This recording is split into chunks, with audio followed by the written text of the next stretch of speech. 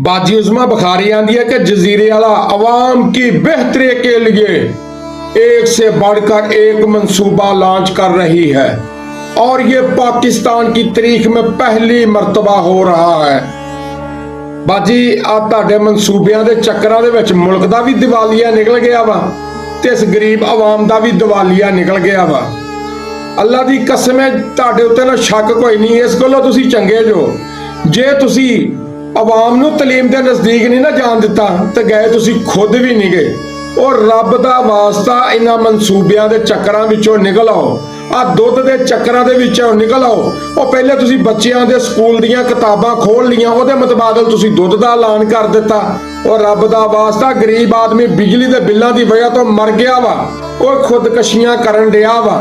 और तुसीं किहड़े चक्करां दे विच पए जो? आ परसों चौथ तुसीं इफ्तिताह दे उत्ते इफ्तिताह कर दिता, ओहदा इफ्तिताह जिहड़ा वा मोहसिन नकवी ओहने भी कीता सीगा। बाजी आ मेरी भैन मेरे जुड़े हत्थ वेख ला, इस अवाम दे उत्ते जिहड़ा ना तरस खाओ, रहम खाओ। इन्हां मंसूबियां दे चक्करां 'च असीं मारे गए हैं।